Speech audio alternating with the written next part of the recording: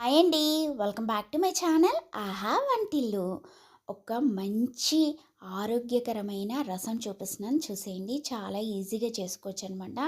First అయితే కొంచెం శనగపప్పు, కొంచెం కందిపప్పు శుభ్రంగా కడిగేసి ఉడకబెట్టేసి పక్కన పెట్టేసుకోండి. తర్వాత ఒక గిన్నెలో ఉసిరికాయలండి, ఉసిరికాయలని చక్కగా కడిగేసి బొడుపులు కట్ చేసి ఘాట్లు పెట్టేసుకొని ఒక గిన్నెలో వేసేసుకోవాలన్నమాట. నేనైతే ఇక్కడ ముగ్గురికి సరిపడా రసం చూపిస్తున్నాను చూసేయండి. మీ ఇంట్లో ఎంతమంది ఉంటారో అంతమందిని తగ్గట్టుగా వేసేయండి. ఒక్కరికి ఒక ఉసిరికాయ లెక్కన తీసుకోవాలన్నమాట. అప్పుడే టేస్ట్ సరిపోతుంది. చూసారా, ఇంతే ఘాట్లు పెట్టేసి ఆ గిన్నెలో వేసేయండి. దీంతో పాటు కొన్ని టమాటో ముక్కలు కూడా కట్ చేసి వేసేసుకోండి. దీంతోపాటు పచ్చిమిర్చిని నిలువుగా కట్ చేసిన పచ్చిమిర్చి వేసేయండి. దీంట్లో టేస్ట్కి తగ్గట్టుగా సాల్ట్, కొంచెం పసుపు వేసి రసం కాబట్టి ఎక్కువ నీళ్లు పోసి మీడియం ఫ్లేమ్ మీద మరగనివ్వండి. ఎంతసేపు మరగాలి అంటే ఉసిరికాయ ముక్కలు, టమాటో ముక్కలు మెత్తబడాలి. అప్పటి వరకు మరగనిచ్చేయండి. నిజంగా అండి, వీడియోకి వాయిస్ ఓవర్ ఇస్తుంటే కూడా నాకు నోట్లో నీళ్ళు ఊరుతున్నాయి. అంత టేస్టీగా ఉంటుందండి. ఎంత బాగుంటుందో ఈ రసము. ఉసిరికాయలు దొరికినన్ని రోజులు చేసుకొని తినొచ్చండి. కాకపోతే ఉసిరికాయ సండే రోజు తినకూడదు, అది మా అత్తయ్య వాళ్ళు చెప్పారనమాట. సో అందుకని సండే తప్ప మిగిలిన డేస్లో ఏ రోజైనా ట్రై చేయొచ్చండి, తినొచ్చండి. చాలా బాగుంటుంది. ఇంకా దీంట్లో ఏం అవసరం లేదనమాట. చింతపండు అలాంటివి ఏం అవసరం లేదండి.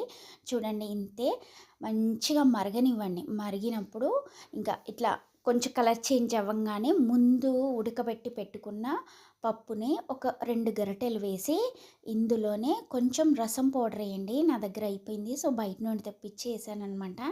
సో చూసారా, రసం పౌడర్ వేసి ఒక్క పొంగు రానివ్వండి, అంతే చాలు. ఎంత బాగుంటుందండి నిజంగా. సూప్ లాగా కూడా తాగొచ్చు అనమాట, ఒక బౌల్లో పోసుకొని. అంత టేస్టీగా ఉంటుందండి ఈ రసము.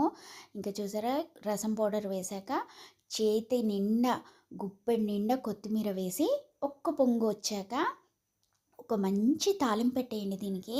ఇంకంతేనండి. ఎంత గుమగుమలాడే రసం తయారవుతుందో అసలు.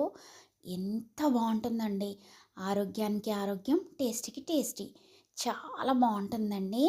ఇంకా జలుబు చేసిన వాళ్ళకి కానీ, జ్వరం వచ్చి ఏమి తినాలనిపించని వాళ్ళకు కూడా ఈ చారుతో ఒక ముద్ద అన్నం పెట్టండి. ఇంకంతే కంచాలు కంచాలు లాగేస్తారండి. అంత బాగుంటుందన్నమాట. చూడండి, చూస్తుంటేనే ఇంత టెంప్టింగ్ అనిపిస్తుందండి. చాలా బాగుంటుందండి.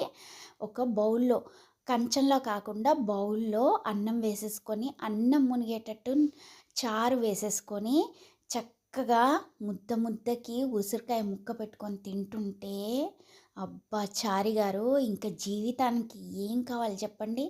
అంత బాగుంటుందండి. రసం రోజు ఈ రసం పెట్టిన ఒట్టి రసంతో అన్నం తినేయచ్చండి. అంత బాగుంటుందండి. నిజంగా చెప్తున్నాను.